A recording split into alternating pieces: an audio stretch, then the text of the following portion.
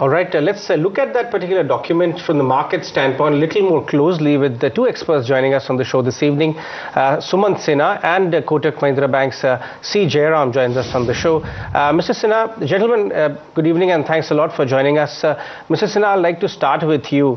You know, for almost a week, the entire market and a lot of participants we've been speaking to were really waiting for this manifesto with bated breath. But when it was actually released, there was hardly any, surprises, positive surprises. It seemed like a document full of a lot of stuff which a lot of your leaders, including Prime Ministerial candidate Mr. Modi, had been talking about previously. And it looked like a very broad-based 52-page document which was missing some certain sharp points or actionable ideas, at least towards the important issues. Yeah, look, I think it's not a bad thing if there are no surprises sometimes as well. I think that you're right that a lot of these ideas had been discussed, had been mooted and broached by various people in the BJP over the last several months. And therefore, they find mention in this final document. But I think we also have to keep in mind that traditionally speaking, manifestos are please-all, catch-all documents that have to talk about a whole bunch of different things. I mean, as you observed in your commentary before this, it talks about a uniform civil code, it talks about the Ram Mandir, it talks about so many other things. And by its nature, therefore, the document is something that has to lay a lot of things out there on the table.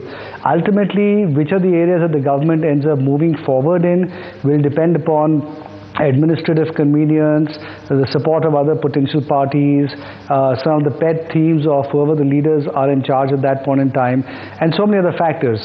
So I think at this point you should just think of the manifesto, and not just this party's manifesto, but any manifesto, as basically laying out a very wide variety of different things that then can be sort of picked out from and implemented as appropriate going forward.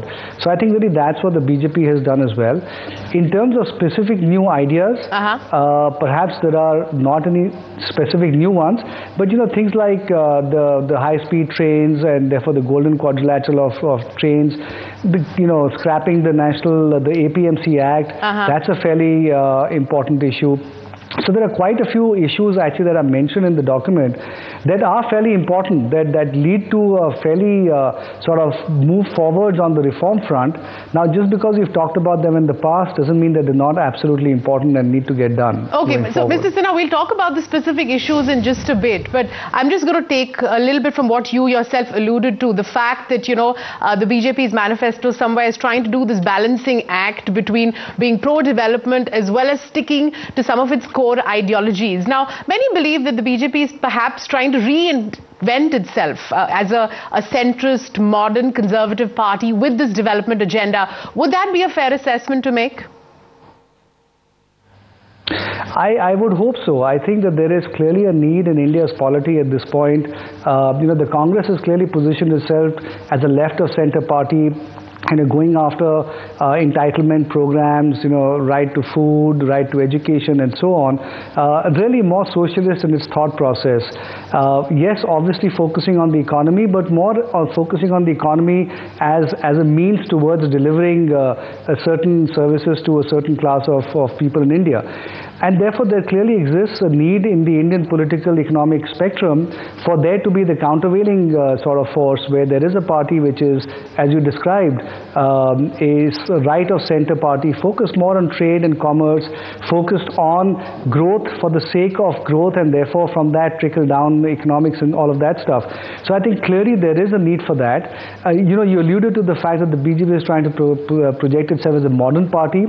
That clearly is the need of the hour at this point in time. I mean, the fact is we have so many young people, entering India's voting population, that any party that continues to be revanchist or sort of antediluvian in its outlook is not really going to get the kind of resonance from the public at this point that is required for anybody to win elections at this point. And so therefore, I think recognizing that, the BJP therefore is trying to position itself in a way that is more in tune with and in sync with modern India, where it is more about aspirations and about meeting people's economic requirements than it is necessarily about building a Ram Mandir and all of the other things that go along with that. Having said that, that is the roots of the party, and so therefore there has to be a nod towards some of those issues as well, I guess, in the manifesto. Mr. Jairam, for the moment, everybody in the market seem to be quite convinced that Mr. Modi will be the next Prime Minister. But will he be able to kickstart the investment cycle in a big way, which the corporate India is really watching out for? Or how soon do you think that the new government will be able to do that? I think one should never underestimate the element of optimism that comes into an economy when a new government and presumably one that is led by Mr. Modi, which people believe will be decisively different from the earlier one, comes into power. Because I think the power of optimism overall in the economy leads to a lot of things. For example, one of the big problems that we've been having in the last few years is that our investment cycle is pretty much dead. And to kickstart investment cycles again, you require an overall sense of optimism in the economy. The belief that things will improve, that you have a government which is willing to take decisive sort of decisions to move the economy forward. And I think once that happens, a lot of things sort of follow. For example, my sense is that at least in the first 1 or 2 years, you will see a fair amount of inflows from outside the country into the sort of markets, not just into portfolio investments, but also into FDI. And that will enable a lot of the companies which are currently going through difficult times to recapitalize. So I think a lot of these things will actually sort of kickstart the process first. And obviously, improvement in GDP, etc., is something which will take a period of time. But to my mind, the biggest positive that will happen is that an overall sense of optimism will prevail as against sort of extreme pessimism which we have seen over the last couple of years. Mr. Sinha, let's talk about some of the specifics then that are mentioned in the manifesto. The party talks about a consensus on the goods and services tax. And of course, this is a criticism that comes the BJP's way a lot, that considering it was the BJP ruled states that opposed GST in the first place. Do you suppose that it's going to be easy to push this through this time? You know, I don't think that pushing anything through is going to be that straightforward unless the party has a majority or very close to a majority. I think the reality of the situation is that, just like the Congress was piloting GST and the BJP was opposing it, I think once roles are reversed, the positions would also get reversed. And just like the BJP found various issues with respect to the GST bill, similarly the Congress will suddenly wake up to a lot of issues that it had not heretofore discovered. So I think that is the nature of Indian politics right now, and I think therefore the BJP will need to have a significant majority to pass the, will need to be close to a majority to pass the bill. The issue is really going to be in the Rajya Sabha, where neither of the two parties is sufficiently close to a majority, and neither looks like it's going to be close to a majority. And so therefore there will be help required from the other party. And so therefore there will have to be at some level some alignment between the Congress and the BJP, but it all remains to be seen in terms of what the Congress's position is going to be on some of these issues. So let's see what happens. I think it's one of those things that we'll only find out once we get there.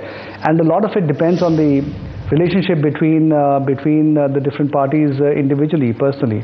Right. Mr. Sinha, I would like to draw your attention towards the small paragraph on page 29 which spoke about the energy sector. A lot was expected from BJP's manifesto to at least hint towards what kind of policies are we talking about once BJP comes in power. Are you slightly, surprised on that one? Because pricing of petrol products in India did become a political hot potato in the past couple of months and a big social issue. And now there seem to be some question mark how things would proceed once, if of course BJP comes back to power. But not much has been talked about out there. Yeah, to be very honest with you, I was thinking that just like the idea about the railway trains is there, and there's a building of ports and so on, and they've talked about a few large infrastructural issues. I thought they might put energy in that category as well, but I think the only nod that we have to energy is the 24/7 promise of electricity, as well as a national comprehensive energy plan to come into place, the details of which I really don't find their way into the manifesto, and that's a little bit disappointing. But having said that, they have talked about the fact that they will have a heightened focus on the National Solar Mission, and they will try to push all forms of energy, and they specifically mention oil, coal, nuclear, wind, and so on. So they've, as I said, they've tried to keep this at a fairly high level. They've not really gone into the details, and I think that in a way gives them the flexibility of picking and choosing which are the areas that they really want to really push going forward. Having said that, the only thing I would say is that in some of his prior speeches, Mr. Modi has been very emphatic about his desire to really push the whole area of renewable energy, whether it is solar or wind. And so I'm personally optimistic that once, and hopeful that once the new government does come in, that they will find a higher sense of effort behind and importance behind renewable energy than this particular manifesto seems to talk about. Mr. Jairam, let's talk about this strict no when it comes to FDI in multi-brand retail. The manifesto does say that the party is not close to foreign inflows, but it's going to steer clear of allowing FDI in multi-brand retail. How are you reading this, and especially from a standpoint that, we've had so much of deliberation and back and forth when it comes to allowing this policy to go through. So in some sense, what sort of a signal is it going to give out to say, your Walmarts and Carrefours who were under this impression that the earlier government was, for it? Yes, I think clearly they had already taken a position on this earlier when the previous government had brought this in. And I don't think it would have been smart for them to try and rework their position on this. I think the comforting news is that they have said they are open to FDI in pretty much all other sectors and have ruled out only retail because given the fact that they've already taken a position on that. So I think to my mind, I don't think we should dwell too much on this FDI in retail, which has been the case for a period of time. And as long as the broad direction is that you realize the need for foreign capital and have a reasonably flexible policy in terms of attracting foreign investments, I think that should be a positive way in which they could approach it. All right, gentlemen, both of you, Jairam and Sumant Sinha, many thanks for taking time out for us this evening here on Market. Let's keep it with politics. Elections, of course, to the 16 Lok Sabha kicked off today across 6 constituencies in Assam and Tripura. The turnout, well, pretty strong with over 75%